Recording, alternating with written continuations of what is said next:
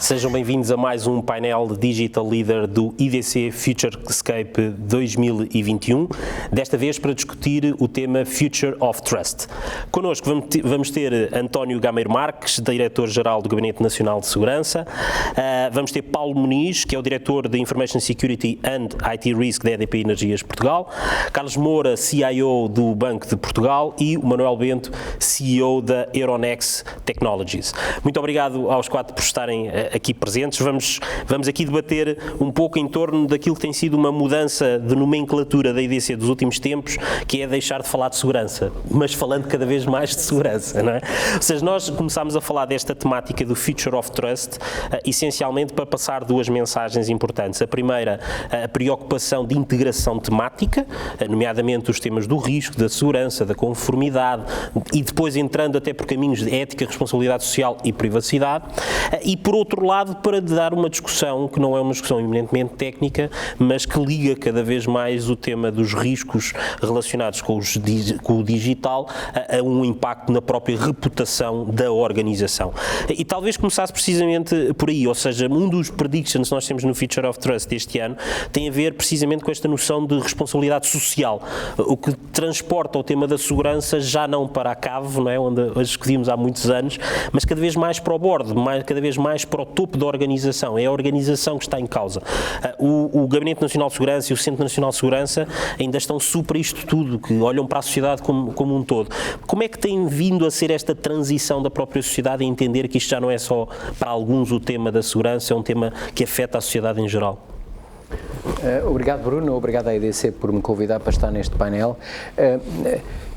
A transição tem sido lenta, porque a maior parte das organizações, e vemos uma evolução positiva, mas a maior parte das organizações, ou algumas ainda olham para isto no sentido clássico do termo, não é?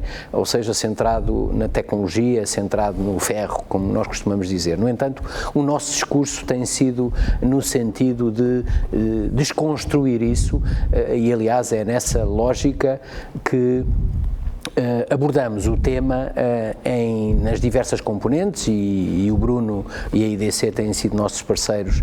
É só lembrar-nos do último C10, onde o primeiro dia foi dedicado a comportamentos, e o segundo a tecnologia e inovação, o terceiro a riscos e conflitos. Falámos de ética e de direito, o impacto disto na economia. Portanto, nós transmitimos e tentamos transmitir esta visão, mas não importa só transmitir essa visão, importa fazê-lo de forma perseverante e sustentada, porque, como todos nós sabemos, a confiança é algo que se constrói devagarinho e é algo que é recíproco. Eu entrego uma percepção de confiança e a entidade com quem estou a interagir também a percebe certamente de uma maneira diferente daquela que eu estou a transmitir. E eu estou convicto que a própria União Europeia tem isso na agenda. Não fora o grande projeto que a União Europeia tem na área da certificação dos dispositivos, serviços e sistemas na área da cibersegurança, mas nós no Gabinete Nacional de Segurança também o temos feito junto a grandes produtores de tecnologia no nosso país, no sentido de verificar a compliance mais no foco da tramitação de informação classificada, mas temos-o feito também numa lógica de transmitir confiança e ajudar as empresas a transmitir essa confiança aos seus clientes e aos públicos de interesse em geral. Ou seja, muda muito daquilo que é muitas vezes a exposição que as organizações têm, e a EDP quase que cumpre todos os requisitos, não é? Grande organização, infraestruturas críticas, e ao longo dos anos este tema tem ganho muito maior importância internamente, e o Paulo está no centro deste tema. Como é que esta vossa visibilidade sobre o que é que se passa lá fora, porque muitas vezes estamos a falar para organizações que continuam a achar que isto vale a pena tirar selfies com tubarões, não é? Ou seja, não tem percepção do risco, e vocês conhecem a realidade hoje do que é que se passa lá fora. O que é que isto tem, o que é que aconteceu durante esta pandemia, como é que isto está a evoluir, como é que uma organização como a EDP também pode ajudar o ecossistema de alguma forma a evoluir nas boas práticas, a não haver umas melhor preparadas que outras, que no final do dia acabam por não ter um ecossistema seguro? Bem, obrigado, Bruno, pelo convite, obrigado à EDC, aos meus colegas de painel, sempre um prazer estar aqui com muitas caras conhecidas. É assim, vamos lá ver, a EDP, portanto, para já a confiança, o tema da confiança, não se esgota, como temos falado e como foi aqui abordado já, portanto, no tema da cibersegurança, não é? Portanto, ou seja, a cibersegurança, aliás, eu vejo a questão, portanto, da confiança digital, que a confiança é essencial para o desenvolvimento das sociedades, sempre foi, e agora ela aparece mais num sítio onde nós não estamos habituados a vê-la, que é no ciberespaço. E às vezes esta velocidade que a confiança demora, como estava aqui o Almirante a dizer, que demora a conquistar, não sei se temos esse tempo todo. E temos aqui uma rush hour aqui para conseguir mudar aqui alguma forma e dar esta percepção de confiança, portanto, aos cidadãos, à sociedade e aos clientes. Portanto, o nosso caso, portanto, a parte da cibersegurança, já há muito tempo que ela, portanto, é um dos pilares, não é?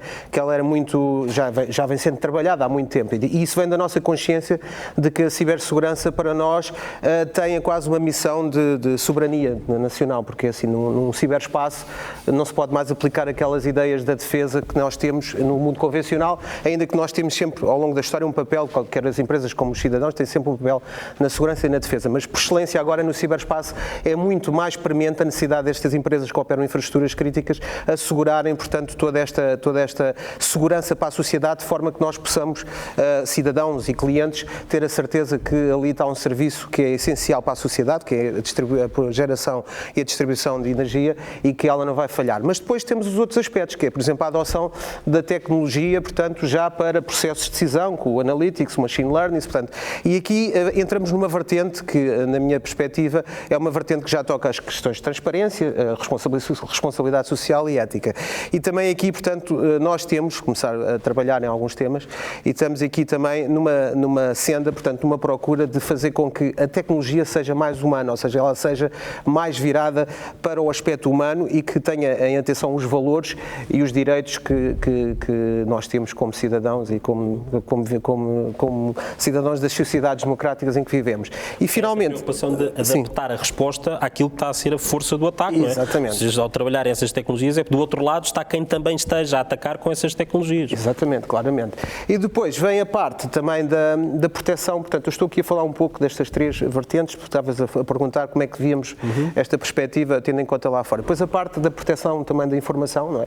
Que é específica, podia-se dizer que é uma parte específica do compliance, mas a proteção da informação também é algo que nós temos investido bastante, portanto, e já estamos a fazê-lo há mais de um par de anos, porque a aplicação foi em 2018 do GDPR, mas já vinha sendo trabalhada antes, preparada antes, portanto, e queremos ver, portanto, aqui como queremos dar este shift em relação àquilo que se vê normalmente como uma coisa cinzenta, queremos transformar estas ideias, portanto, quer da parte da responsabilidade social, quer da parte da cibersegurança, quer da proteção de dados, como enablers do negócio e não propriamente como algo que temos que carregar e como seja um peso para as nossas operações e que nos causa muito... Não, a ideia é transformar isto como um fator diferenciador, e é esse fator diferenciador que é dar a confiança, portanto, ao cidadão e ao cliente e cidadão, porque, no fundo, por começar por quem não tem mais relação direta, mas à sociedade em geral, portanto, que esta confiança digital se baseia nestes três fatores que eu falei. Portanto, e é muito isso que vemos e temos trabalhado, porque já posteriormente temos também envolvidos com o grupo, com o World Economic Forum, onde também trabalha desses temas, também com a OCDE, também os nossos próprios índices de sustentabilidade que nós temos na organização, portanto, já vêm a ferir questões como, por exemplo, a proteção de dados, não é? Portanto, os ratings procuram ratings de segurança, também vêm à procura se os algoritmos são documentados ou não são documentados, se têm impacto, portanto, tudo o que desenvolvemos tem impacto na sustentabilidade, portanto, a tal responsabilidade social, portanto, com base nestes três pilares que eu falei, portanto, é como temos vindo a trabalhar. Visão integrada. Muito bem. Ou seja, esta questão da confiança e o demora a conquistar, eu diria que também o outro lado é que depois é muito rápido às vezes a perder, e é esse medo que leva muitas vezes as organizações a evoluir. Carlos, do lado do Banco de Portugal, o Banco de Portugal é uma entidade também central no sistema financeiro, tem uma dimensão que é garantir que o sistema financeiro adota estas práticas, mas da tua parte é garantir que também não se está só a fazer recomendações que depois não se implementem, e tu estás do lado de dentro. Como é que o próprio Banco de Portugal também se tem transformado ele próprio para poder recomendar, mas seguir ele próprio também estas boas práticas? Olá Bruno, obrigado pelo convite, obrigado à EDC também por convidar o Banco de Portugal, e é um prazer estar com os colegas de painel a discutir este tema bastante relevante. Bem, como foi dito, realmente o Banco de Portugal tem realmente um conjunto de responsabilidades fulcrais na estabilidade do sistema financeiro, no sistema bancário e na economia. Obviamente que dessas capacidades ou dessas atividades que são fulcrais, uma das que nós podemos destacar tem a ver com a implementação da política monetária, que neste momento, devido à crise económica que ultrapassamos, tem esta capacidade de entrega de liquidez no sistema bancário, mas há um conjunto de outras responsabilidades que o Banco de Portugal tem que, de alguma maneira, contribuem para a confiança da sociedade no sistema financeiro. Desde já a supervisão prudencial, que é levada a cabo, que é uma das responsabilidades também do Banco de Portugal, a supervisão comportamental, numa lógica de monitorizar e recomendar comportamentos em toda a linha, nomeadamente também na área da cibersegurança. Obviamente que também temos responsabilidades na componente da monitorização e desenvolvimento de sistemas de pagamentos, ou seja, isto era um tópico que realmente, do ponto de vista da confiança, poderíamos ter aqui esse ângulo de análise. Mas, tendo em linha de conta as responsabilidades que tenho no Banco de Portugal, no Departamento de Sistemas e Tecnologias de Informação, o que eu gostava de partilhar, e indo um pouco à pergunta que fizeste, é a forma como o Banco tem vindo a desenvolver um pouco este projeto de transformação, sempre criando laços de confiança com os departamentos e pautando a nossa atuação com uma correta gestão do risco na adoção dessa modernização. Em 2016 nós estabelecemos um programa bastante ambicioso de modernização do banco. Esse programa tem dois grandes eixos, um focado na componente mais tecnológica e outro focado na área da estratégia dos dados. No âmbito da modernidade tecnológica foi um projeto bastante complexo, bastante ambicioso, que de alguma maneira estamos a terminar este ciclo, que contemplou várias entregas de capacidades ao banco. Desde a área da transformação de toda a nossa política de produtividade e colaboração, desde a área da modernização do nosso posto de trabalho, desde a área da nossa transformação de data center e adoção de cloud, no desenvolvimento de inovação e até na componente da segurança e compliance, da forma como desenvolvemos os nossos projetos. E o que eu gostava aqui de partilhar é a forma que toda esta adoção de tecnologia que o banco tem vindo a fazer e a modernização que tem vindo a fazer está a gerar um conjunto de instrumentos que neste momento de transição são fundamentais, mas terminada esta fase de transição, porque eu acredito que um dia a transição digital vai terminar e entramos numa lógica de by default estaremos no conceito digital e estes instrumentos ficam de forma sustentada para o futuro. E que instrumentos são esses? Nós desenvolvemos uma política em parceria com o Departamento de Gestão de Risco e o Departamento Jurídico da adoção de cloud, onde obviamente seguimos aqui as boas práticas enumeradas pela EBA e também guidelines ao nível do Eurosistema, portanto dando confiança dessa adoção, passos prudentes nessa adoção. Desenvolvemos uma metodologia de framework de mobilidade, tendo em linha de conta com as várias características em termos da mobilidade. Portanto, outro instrumento que geramos do ponto de vista de gerar confiança. Ao nível da cibersegurança, nos últimos anos fizemos um grande investimento, quer do ponto de vista da organização, de processos e até de investimento, e não queria também de sublinhar que o investimento em cibersegurança é um aspecto que cada vez mais tem que subir ao nível do Conselho de Administração e tornar isso como não como uma despesa, mas como um investimento que deve ser feito em toda a indústria. O setor financeiro também é exemplo disso e, portanto, diria que ao nível daquilo que é na nossa preocupação de transformar com prudência, com segurança, temos vindo a acautelar todos esses aspectos que foram referidos no início da tua intervenção, do ponto de vista do risco, do ponto de vista da cibersegurança, do ponto de vista do compliance. Do que diz respeito à gestão da informação, só para dando nota de um aspecto que também acho relevante partilhar a experiência que o banco tem desenvolvido. Nós fizemos uma aposta muito grande naquilo que tem a ver com a estratégia de dados, estratégia de informação do banco, ser com uma forte preocupação ao nível da segurança, ao nível do governo, da forma como gerimos todo este capítulo e, portanto, dá nota de que tudo isto está a ser feito de forma muito integrada, de forma muito informada e sempre com uma articulação forte com as várias linhas de defesa do Banco de Portugal e, portanto, a concepção de toda qualquer ideia é feita de forma prudente, tendo sempre em linha... Está muito associada à fundamentação e não só à invenção e inovação pela sempre inovação. Uma decisão bastante informada e com bastante proximidade por todos os elementos ativos no banco. Referiste aí o ter subido o tema, já ter subido ao nível do CEO. Muito destes temas que estamos aqui a falar já não são técnicos, são da organização.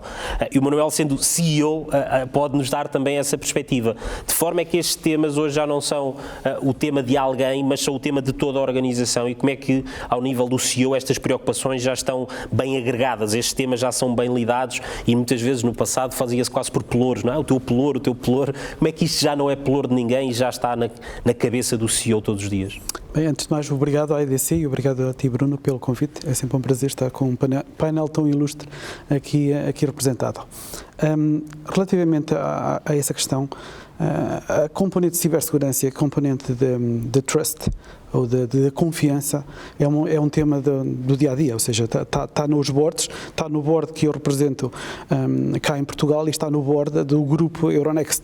Portanto, é um tema que está sempre presente e é um tema em que faz parte da agenda, digamos assim, dos boards, sem sombra de dúvida. E um aspecto fundamental é o seguinte, ou seja, se não houver confiança, digamos assim, dos nossos clientes em nós, porque é que hão de fazer negócio connosco? E tanto em nós, que somos uma entidade do setor financeiro, tal como em qualquer outro negócio. Se não houver uma confiança, digamos assim, do utilizador final ou do cliente final nos nossos serviços, isso não vai acontecer. E como é que isto se faz numa empresa como a nossa?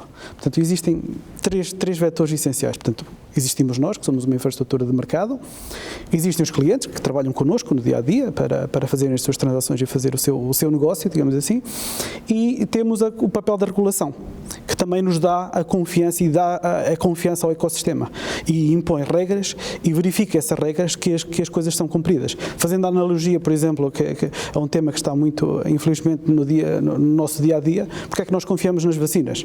Porque há alguém que as produz, há empresas por trás disso com pessoas competentes para o fazerem, porque há um regulador que verifica os processos e verifica, digamos assim, o resultado dessas vacinas e com isso mesmo são colocadas no mercado. Para nós e no nosso caso no setor financeiro não é muito diferente, ou seja, nós temos que ter compliance, temos que ter processos, temos que ter um conjunto de regras que temos que ter e melhores práticas, obviamente, e temos que dar a garantia aos reguladores que estamos a aplicar na prática e que efetivamente faz parte do nosso dia-a-dia e obviamente o estar na agenda do board é fundamental, porque se não estiver na agenda do board não vai haver capacidade para acontecer, não vai haver budget, não vai haver ações concretas, não vai haver priorização de projetos nestas áreas. Portanto, uma das questões que muitas vezes escuto no mercado financeiro ou no setor financeiro é esta quase fadiga regulatória, não é? De que forma é que esta fadiga hoje já não é só conformidade pela conformidade, mas se entende que é algo que faz mesmo sentido? Vocês têm essa perspectiva? Nós temos essa perspectiva. Vemos isso mais como uma colaboração, digamos assim. Não é uma imposição ou algo que só temos que cumprir. Portanto, nós temos processos, no dia-a-dia, mensalmente, reunimos com reguladores e temos todo o compliance, digamos assim, regulatório e existe uma discussão, digamos assim, com reguladores porque eles fazem parte deste ecossistema e, portanto, há aqui uma colaboração estreita com a regulação. Porque nos últimos anos tem-se falado muito destes temas, às vezes por esta pressão, porque alguém manda, não é? E a organização depois acaba por não embeber isso. Portanto, esta quase não é autorregulação, mas o ecossistema se preocupar. Só aqui misturando os temas, no caso da EDP, até pela sua dimensão, esta pressão já se deve fazer nos seus parceiros, ou seja, hoje um parceiro para estar no ecossistema EDP, ele próprio já se sente pressionado a ter práticas, não diria ao nível de sofisticação, mas baselines de segurança que a própria EDP diz, porque o que acontece a um parceiro, acontece à EDP. Claro. Portanto, hoje alguém adotar estas práticas é uma necessidade básica de negócio. Como é que a EDP cultiva também por sua vontade estes temas? Sim, é assim, pronto, o risco que tu falaste, Bruno, é um risco que é cada vez mais discutido, que é o da supply chain, né? Portanto, e que a NIS 2, em princípio, vai abordar de uma forma muito mais acutilante, por assim dizer. Portanto, e o que nós fazemos, portanto, ainda não há, portanto, não existe, né, em termos de cyber, né, uma regulação que obrigue que as suas contratações obedeçam a um certo carimbo, por assim dizer, uma certificação, mas nós exigimos isto, portanto, há umas best practices, portanto, nos contratos que fazemos com os prestadores de serviço.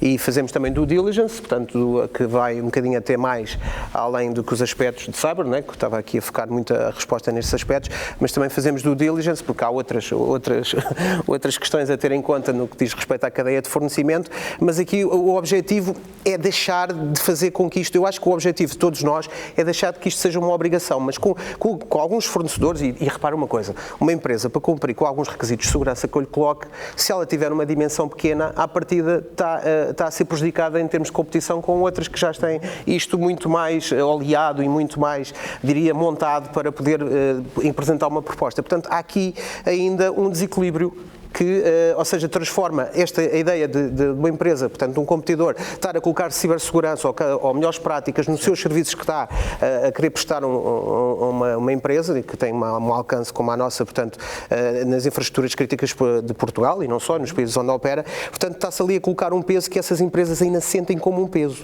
O que o grande desafio, o nosso objetivo de todos, não é? Como trabalhamos no cyber, é que fazer com que isto seja natural, em que as empresas entendam aquilo, como eu estava a dizer, que esteja no ADN, que seja o fator que está lá e que é diferenciador e que lhes dá vantagem no mercado. Ou seja, é quase como eu agora ir como já fazemos, por exemplo, a minha esposa faz mais disto do que eu, mas quando vai ao supermercado e vê se os produtos respeitam toda a cadeia de fornecimento, o produtor, se é ecológico, etc. Eu, por acaso, confesso que sou um bocadinho by the book, pego naquilo e meto no cesto, mas ela faz estas coisas, mas ainda me vou corrigir um dia. Portanto, e aqui o cyber tem que ser assim, não é? Ou seja, nós temos que exigir, não é, que estas coisas aconteçam para que depois, naturalmente, emerja do mercado, portanto, a cibersegurança de uma forma simples. Eu, pelo menos, tenho esta ideia de... Por isso é que este tema visto numa escala, ou seja, hoje pode estar a limitar organizações de fazerem negócio. Exatamente. Até por questões de talento e falta de acesso a plataformas, porque esta ideia de que todas as organizações têm que ter uma infraestrutura é impossível, não há recursos, não há talentos. Claro. Como é que de uma visão mais pública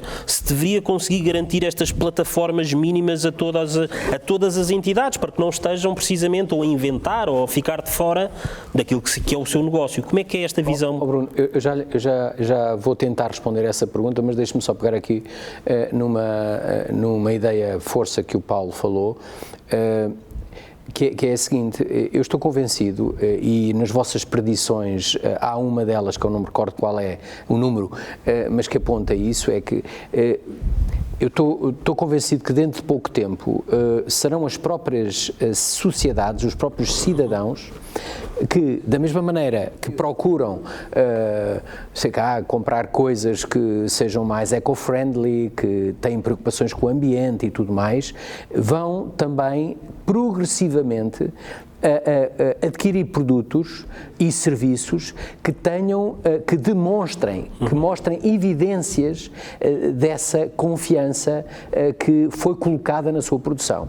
E nessa lógica, o Plano de Ação da Transição Digital, que, como sabem, é um programa liderado pela Secretaria de Estado da Transição Digital e no qual nós participamos, tem como ação criar um selo digital em Portugal.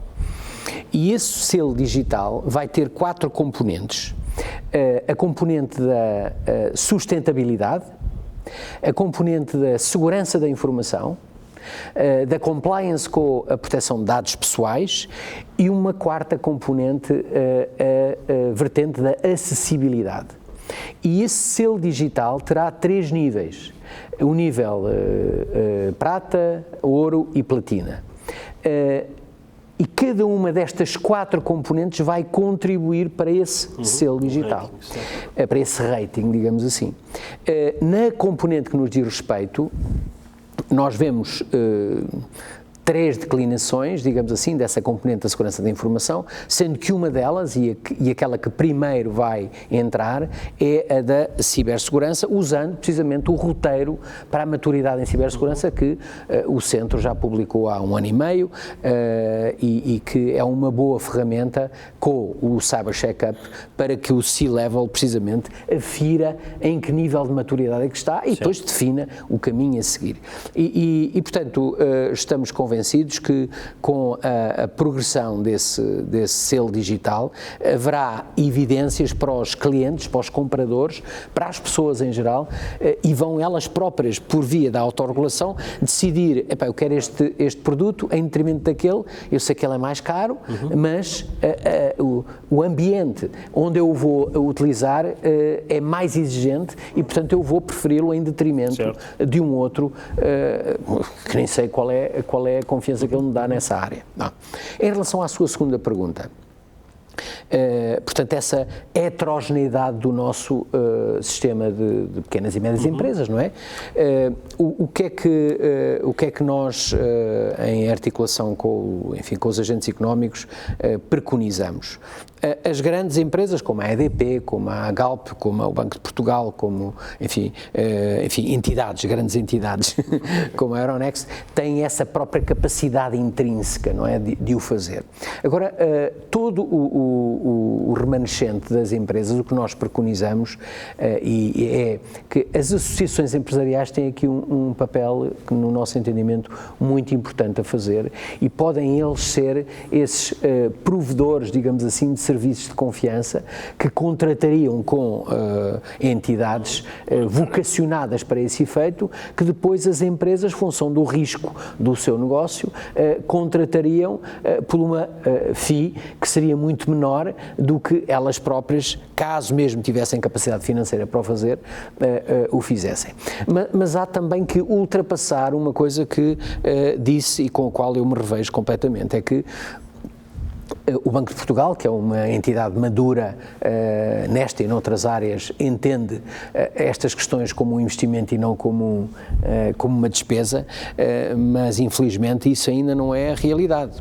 Isso ainda não é a realidade. Eu recordo-me que há 2 anos, cerca de 2 anos, neste próprio edifício, lá em cima, a Microsoft organizou um debate também parecido com este, e uma das pessoas que lá estava, eu acho que lá também estava nesse debate, uma das pessoas dizia, e de um setor que é bastante, enfim, bastante particular, sobretudo nos momentos em que nós estamos a viver, continuava a afirmar que estas questões eram autêntico desperdício de dinheiro, não eram um investimento. Eu tentei contra-argumentar, estamos a falar há 2 anos, eu estou convencido que desde essa altura já houve alguma evolução, alguma evolução, quanto mais não seja pelo contexto, não é?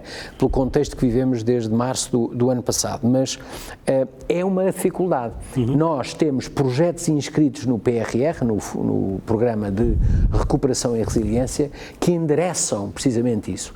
Mas eu posso dizer ao Bruno que, fruto do 10 e 2020, e como saberão é aquele relatório que a União Europeia publica todos os anos, um dos fatores que mais decrementa, que mais diminui o nosso rating nos 27 ou 26, não é, da União Europeia, é precisamente o nível de conhecimento digital que a sociedade tem em particular, e portanto há um investimento forte nessa área, com programas como o Upskill, o Portugal Digital tem também, os nossos cursos irão dentro de... Enfim, estamos a trabalhar com a ANCAP através do Portugal Digital para os certificar, para que a população em geral que precisa de fazer formação para evoluir na sua carreira possa fazer os cursos e assim ter créditos para eles evoluírem ou para eles poderem evoluir. E, portanto, a concentração ou o enfoque na formação das pessoas é, no nosso entendimento, absolutamente estratégico. Absolutamente estratégico. Esta questão de, no passado havia muito, não é preciso, não faz falta.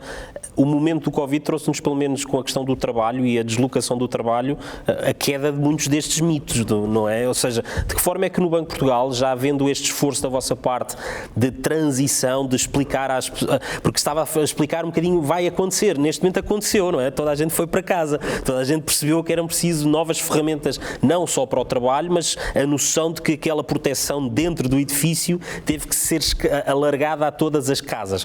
Como é que isto teve um impacto na organização e como é que tu sentes atualmente, só este ano fez uma mudança nas atitudes ou na forma como as pessoas veem estes temas?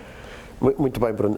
Antes de responder e de forma um pouco mais objetiva à forma como o Banco de Portugal reagiu a esta resposta à pandemia, nomeadamente no que diz respeito à nossa a atuação interna dos nossos colaboradores, só pegando aqui no aspecto que se referiu atrás sobre o selo que se pode colocar na tecnologia, e gostava só de fazer aqui uma reflexão e uma alerta que provavelmente alguns dos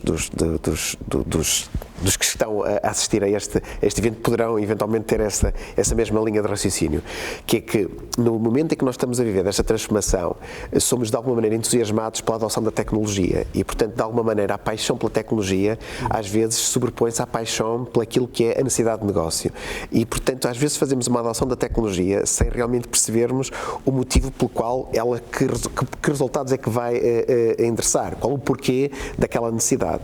E, portanto, fica aqui um alerta, porque do ponto de vista da forma como a transformação digital nas organizações está a ser feita, perceber que a tecnologia que nós estamos a utilizar realmente endereça uma necessidade de negócio e, por vezes, não estamos a trazer tecnologia para dentro do nosso ecossistema, que até pode trazer esse selo do ponto de vista da confiança, mas que realmente, do ponto de vista do nosso dia-a-dia, ainda não é aquela que está a ser utilizada com maior necessidade do ponto de vista de negócio. E, portanto, esta é uma variável que nós, do ponto de vista da confiança e do ponto de vista da forma como os nossos departamentos internos adotam a tecnologia, temos que ter algum controle nessa adoção. Aquilo que nós no Banco de Portugal temos vindo a fazer, e no que diz respeito à resposta à pandemia, fruto deste trabalho de modernização que fizemos nos últimos anos, é verdade que foi uma aceleração. Durante muito tempo nós não tínhamos um hábito de teletrabalho em contínuo como estamos a ter. Em poucos dias colocamos toda a organização em modo teletrabalho e tivemos que monitorizar de forma muito crescente aquilo que são as atividades de acesso a aplicações críticas, acesso a aplicações da política monetária, de pagamentos, para garantir que tivemos uma preocupação adicional da forma como os controlos, quer do ponto de vista de negócio, quer do ponto de vista de tecnologia, eram assegurados para garantir essa resiliência.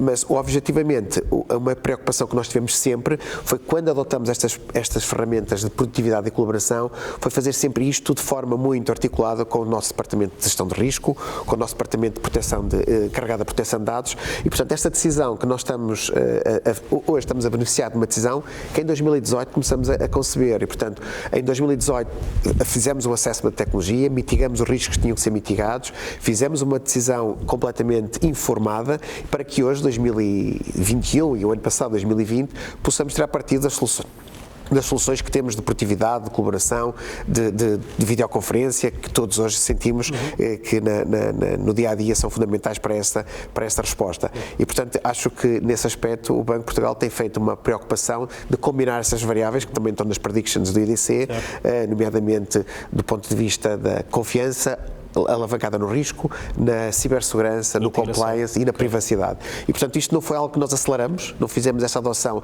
de forma tempestiva ali no mês de março.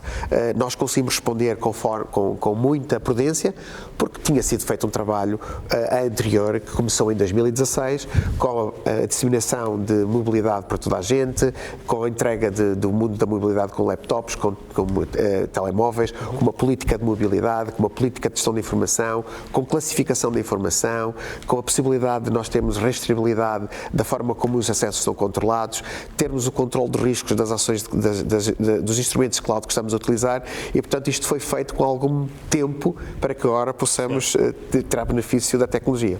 Uma das questões que continua a ser chave no Futurescape é a escassez de talento e a escassez de pessoas, como aqui estamos a falar. E acaba por já não se falar tanto disso diretamente, porque acabam por se referir mais as soluções que passam pela integração, ou seja, não há outra forma. Os talentos têm que estar integrados, os processos integrados, as plataformas integradas. A visão da Euronext Technologies já parte um bocadinho disso, ou seja, o talento tecnológico em geral, em particular do tema da cibersegurança, tem que estar concentrado. Ainda assim, para que todos percebam o quão difícil é recrutar e manter talento nesta área, quais são os principais desafios que vocês continuam a ver para que as organizações todas percebam que, se querem avançar, não conseguem recrutar, mas não é nada pessoal, não há pessoas, não há talento. Portanto, dando o vosso exemplo, são uma organização gigante que certamente tem desafios, o que é que destacaria? Bom, efetivamente há desafios na área de cibersegurança e não é só localizado em Portugal. Portanto, a escassez de talento é a nível europeu, ou seja, nós operamos em vários países, eu tenho em particular equipas em vários países e tentamos, no fundo, alargar todo o recrutamento a todos estes países para ver se conseguimos, digamos assim, mitigar um pouco o efeito da escassez, ou cá em Portugal especificamente, ou noutros dos países. Mas, efetivamente, o tema acho que é genérico, digamos assim, e não há uma receita, digamos digamos assim, ou uma solução genérica para todo esse problema da escassez. O que é que nós temos vindo a apostar? Em programas de reskilling de algumas das equipas, ou seja, temos bons engenheiros cá em Portugal que não fizeram o seu início de carreira na área de cibersegurança, e nós tentamos, digamos assim, transformá-los para as componentes mais de cibersegurança, no fundo na gestão dos equipamentos ativos de rede, nas partes todas de monitorização de cibersegurança, compliance, etc. E, portanto, esse programa já começou há algum tempo. Nós, basicamente, quando trouxemos para cá a operação da Euronext, começamos logo esse programa por causa que sentimos essa falta digamos assim, de recursos para cobrir as lacunas que nós tínhamos, e temos tido algum sucesso. Outra das coisas que fazemos também é ir às universidades que têm, digamos, programas ou mestrados nas áreas de cibersegurança, e vamos lá tentar buscar e recrutar trainees ou recém-licenciados e no fundo expô-los digamos assim, a esta componente toda da cibersegurança, e uma empresa como a Euronext, multinacional, que está, digamos assim, exposta em N países, e damos-lhe essa oportunidade de estar ali connosco, e depois obviamente fazem a sua carreira na Euronext, ou se decidirem ir para fora, portanto fazem-no, mas portanto estamos a tentar integrar e trazer cada vez mais recursos para a área de cibersegurança, porque achamos que não só as universidades têm que cobrir, obviamente, essa questão, há uma questão de vocação das pessoas, mas também as empresas têm que fazer alguma coisa, e nós estamos a fazer isso, efetivamente. E em termos até de quantidade, tem estado a conseguir dar a resposta? Ou... Com dificuldade, como é evidente, não vamos dizer que é só estalar os dedos e os recursos aparecem no dia seguinte, portanto não acontece dessa forma, e portanto temos que procurar, em alguns casos, e noutros casos temos que treinar e formar as pessoas para essas componentes. Porque uma das componentes hoje em dia de um FutureScape da EDC é que já não vem coisas assim, antigamente é que eram novidades, não é? Hoje em dia tem muito a ver com a adoção, ou seja, como é que as coisas que existem podem ser adotadas. Em particular o tema, por exemplo, da cloud, não é? Ou seja, o tema da cloud e dos serviços na cloud há de ser a tal plataforma cada vez mais usada, não pelos problemas da segurança, mas porque é uma forma centralizada de recursos. Se calhar só começava por ti, Carlos, esta visão de que as tecnologias, como tu referias e bem, não é pelas tecnologias, mas que há soluções que só se encontram em determinadas plataformas, não é? Ou seja, há coisas que se fazem com cloud que não podem ser feitas sem cloud. Portanto, como é que o banco também, como é que vocês conseguem promover esta emergência tecnológica, explicando que é a única forma, portanto, não vale a pena travestir a tecnologia e utilizar Excel para fazer umas alternativas. Portanto, como é que há vamos em frente e a tecnologia hoje já está madura? Como é que vocês lidam com essa mudança de mindset? Isso é uma questão é $1 milhão. Bem complexa no ambiente de confiança que queremos viver no ambiente do sistema financeiro. Mas eu diria que à medida que os anos têm vindo a passar, 2015, 2020, isso é muito significativo, e provavelmente 2020, 2025 ainda vai ser mais significativo. Mas eu diria que aqui há duas características que eu acho que têm que ser desenvolvidas. Por um lado é que quando nós encontramos uma necessidade de negócio, e aquilo que eu referi há minutos, perceber o porquê de que nós temos uma necessidade, como é que, e depois a seguir é que vamos identificar como essa necessidade fica resolvida. Esse como, por vezes, aparecem soluções baseadas em cloud que realmente aceleram a entrega da solução. E por vezes essa adoção do como baseado em cloud ou em soluções ou ofertas de cloud computing traz, obviamente, aquele enigma e aquela variável do ponto de vista das funcionalidades, se endereça tudo o que é necessário, e do ponto de vista do risco, que variáveis adicionais nos adiciona à organização. E, portanto, o que nós no Banco de Portugal temos vindo a fazer, mais numa lógica do ponto de vista da organização interna, é aproximar a área do IT com a área de tecnologia. Nós criamos um laboratório de inovação dentro do nosso processo de inovação que tenta exatamente criar essa transparência do ponto de vista das funcionalidades, e dando um exemplo, nós fizemos alguns laboratórios no âmbito de blockchain e no âmbito de Natural Language Processing e de inteligência artificial, utilizamos alguns aceleradores do ponto de vista de ofertas de cloud, que neste momento estamos a avaliar a forma como poderíamos implementar essa framework de machine learning nos nossos projetos produtivos. Se me disseres assim, neste momento há um conjunto de sistemas de informação que podem ser reutilizados ou podem ser alavancados em soluções de cloud. Sim, passando da nossa framework de risco da adoção de cloud, há umas linhas vermelhas de que nós neste momento conseguimos neste momento assegurar que conseguem utilizar a plataforma de cloud. E isto porquê? Porque também nas organizações a metodologia da adoção de risco tem que ser cada vez mais desenvolvida e eu acho que este processo de transformação digital está a fazer com que esta framework de risco seja amadurecida. Quando isto tudo terminar, a transição digital e sermos digital by default, estes instrumentos devem permanecer no nosso dia-a-dia e deverá existir dentro das organizações um conceito da política de aceitação de risco.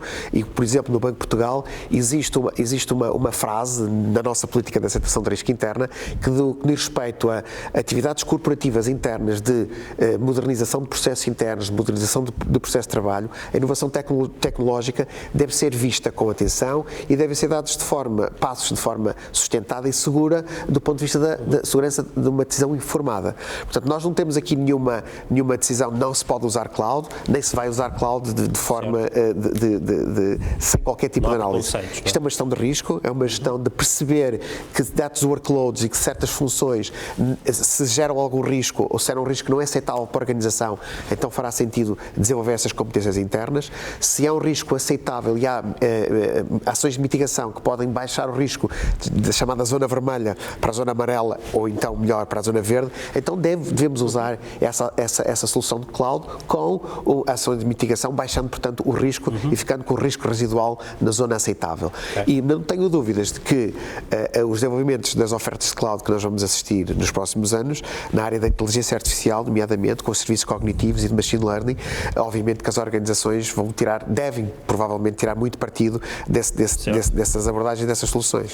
Porque da minha parte, que falo com muitos tipos de organização, eu partilhava com vocês, eu continuo a ouvir organizações dizer que não vão para a cloud por causa de segurança e organizações, se calhar como a EDP, que diz que foi para a cloud por causa da segurança. Não, mas porque é um driver, ou seja, como é que... Não é o mito, há aqui um mito no meio, não é? Mas aqui o problema é fulcral, é a confiança, precisamente. Nós terminámos em outubro um processo que durou 15 meses de certificação de um conjunto de serviços de uma cloud, enfim, que está aí disponível no mercado, e fizemos-lo de forma com uma universidade portuguesa, tendo por base determinados protection profiles e andámos à procura em vários sítios, inspirámos-nos na NIST, inspirámos-nos no que a própria OTAN, a oração do Tratado do Atlântico Norte faz para usar a cloud para determinado nível de informação classificada, e concluímos o processo. Isso, para nós, também foi um processo de incremento da confiança e já tivemos até uma reunião convosco sobre esse assunto. Portanto, fizemos-lo, aliás, num processo algo controverso, porque precisamente estávamos a ver o Gabinete Nacional de Segurança, foi a parte do Gabinete, não do Centro Nacional de Cibersegurança que o fez, porque inclusivamente até pensávamos que não vamos esperar pelo processo de certificação da União Europeia para serviços cloud. E disse, não vou esperar, porque aprendo, ou melhor, não fui eu que aprendi, foi a minha equipa, dou conhecimento à própria Academia Portuguesa para o fazer e no global Portugal fica mais capacitado para fazer isso. Quando vier o esquema da União Europeia, aí já sabemos, já temos mais potencial para dizer sim, não, talvez, e portanto já estamos mais preparados. Mas a adoção de cloud, e como o Bruno sabe e todos saberão, o próprio Estado publicou finalmente não é, o estudo sobre a adoção da cloud para serviços governamentais. Aliás, amanhã a APDC vai fazer um evento sobre esse tema, e em boa hora o faz, porque nós lá, na minha organização, se o Estado adotar uma solução ou tiver uma solução compliant com um conjunto de controlos que são mais do que conhecidos, precisamente com base na adoção e na abordagem orientada ao risco. Há serviços que eu tenho in-premises que eu não tenho problemas nenhuns. Não tenho problemas nenhuns em colocar nessa cloud, mas é que não. E aliás, é menos carga para a minha organização. Uma das predictions este ano fala precisamente desta ligação de segurança da cloud e segurança na cloud, porque os grandes providers de cloud vão agarrar também grande parte dos managed security services relacionados com este tema, ou seja, esta noção de que as coisas não se separam uma da outra. Se pudesse destacar do que eu te referia, Paulo, perguntava das decisões da EDP que foram para a cloud por causa de segurança, não era o único tema, mas para esclarecer que há aspectos da organização que ganham com a cloud. O que é que destacarias? Bom, é assim, a parte da cloud por questões de segurança tem, para já, um bocadinho das palavras do Carlos, também para perceber uma coisa, é assim, nós estamos cloud by default, mas obviamente temos que perceber o contexto de utilização dos sistemas, não é? Portanto, um sistema operacional, não é? Um controle de uma infraestrutura física, portanto, não está dependente de um sistema, obviamente, da cloud, não é? Ele tem que estar ali com uma ligação direta, um cabo, por assim dizer, que transporta ali os bits e os bytes para fazer acionar determinado mecanismo. E isto aqui, para ser um bocadinho mais explícito, para instanciar, não está baseado em cloud, não é? Portanto, e não vai estar, pelo menos não estará. Obviamente que dentro da parte do IT, até mesmo para potenciar todas as vantagens que traz a cloud, portanto, temos esta ideia do cloud by default e este cloud by default, portanto, acontece nas 3 layers, por assim dizer, do infrastructure, o platform e o software as a service. Temos também modelos que já temos, negociados com o negócio, na perspectiva acordados, em que há mais autonomia para os negócios na sua gestão ou não, contudo há sempre requisitos, frameworks, portanto, que devem obedecer, mesmo que esse negócio tenha essa autonomia de cibersegurança, de contratuais, de proteção de dados, etc, etc. Portanto, agora, indo parando, isto era um enquadramento, indo parando à questão da segurança. Portanto, há 2 fatores. O primeiro é que eu acredito, nós acreditamos, mas eu acredito em particular, que, portanto, estes grandes provedores de cloud, obviamente, têm recursos que são imensos e capacidade de ter os melhores crânios e os melhores a trabalhar com eles. Certeza que nós não conseguimos pagar o mesmo que eles pagam a quem trabalha em cibersegurança. Têm as sinergias de terem muitos clientes e conseguirem, portanto, estas coisas trabalham-se com muitos dados, não é? Portanto, as questões de segurança, e eles têm essa vantagem, portanto, têm essa capacidade, têm dinheiro para investir na tecnologia e que lhes permite ter soluções de segurança, portanto, para proteger os nossos serviços. Já vou à segunda componente, depois os serviços deles para nós, mas para já a proteção de nós como utilizadores naqueles 3 layers, do infrastructure, do plataforma e o software, e acima de tudo eles fazem-no, mais uma vez, porque o negócio deles depende da confiança brutalmente, portanto, ela pode ser destruída rapidamente se houver um problema de segurança que coloque metade do mundo sem a plataforma do Teams, como aconteceu no outro dia, houve um problema qualquer de meia hora, ou que foi, teve aí foi exatamente, percebemos logo o impacto. Há quem diga, há seguradoras que dizem que um destes provedores grandes, se tiver um impacto durante uns dias ou 2, pode ter tanto financeiro, podemos ter um prejuízo financeiro idêntico a quase à pandemia que estamos a viver. Portanto, só para ver a importância destes players. Portanto, ou seja, desta perspectiva, a confiança que eles nos dão, portanto, nós acreditamos que trazem mais segurança. A outra são as ferramentas para nós fazermos segurança, que aí toca numa das predictions, portanto, ou seja, de dar-nos uma possibilidade de uniformizar e automatizar, que é muito importante na segurança. Automatizar vai ser muito importante. As ameaças estão cada vez mais sofisticadas, as equipas de segurança muitas vezes já são vistas, já eram, mas não conseguem ter capacidades para responder a tantos pedidos e solicitações por via do negócio e às vezes transformam-se nos blockers que não queremos. Portanto, temos que automatizar, temos que ser mais células mais inteligentes. A própria cibersegurança também sofre uma transformação digital, neste sentido, ou seja, portanto, exatamente, e portanto, ou seja, e isto, estas grandes players, efetivamente, e o player aqui que o Almirante estava a falar, portanto, que eu sei qual é, portanto, é a nossa seleção, portanto, e by default, mas utilizamos todas as clouds, mas essa é a primária, portanto, e tem-nos dado ferramentas que permitem gerir a segurança desta forma. Sim, de outra forma não teriam acesso a elas. Exatamente. Portanto, ou seja, resumindo aqui a minha intervenção, ou seja, das 2 perspectivas, na confiança que eles dão, para mim, as user, não é? Nas 3 vertentes, portanto, porquê? Porque eles têm capacidades, têm dinheiro, têm as sinergias, conseguem ver mais do que nós e porque dependem da confiança, e a outra nas ferramentas para eles nos deixarem fazer segurança naquilo que nos compete às organizações. E esta coisa, para terminar, é muito importante perceber às organizações, perceberem há uma imagem muito gira que é a Pizza as a Service. Não é? Eu acho que o Pizza as a Service devia ser usado muito para fazer analogias, porque as analogias ajudam-nos a perceber as responsabilidades, a mapear as coisas na nossa mente. E então é preciso perceber, consoante o nível de adoção e o que é que estamos a falar, as responsabilidades, porque o que muda é o perfil de risco e as responsabilidades que as organizações têm nesta adoção de serviços de cloud. Certo. E, portanto, deviam ter isto bem assente na cabeça para perceber, eu deixo de ter uma preocupação, transfiro para um contrato em um certo caso, mas eu tenho que me preocupar com a segurança dessa. Não, o outro nível que é a linha está um bocadinho mais ao lado. Portanto, e é nessa perspectiva. Portanto, a segurança para nós é... Muito bem. E o mais importante é que no final o mais importante é comer a pizza, não é? Exatamente. Não é como ela foi feita, como ela foi transportada, é comer a pizza e que a pizza seja de qualidade. Bem, muito obrigado aos 4 por terem aceito este nosso desafio. Muito obrigado a todos que nos assistiram.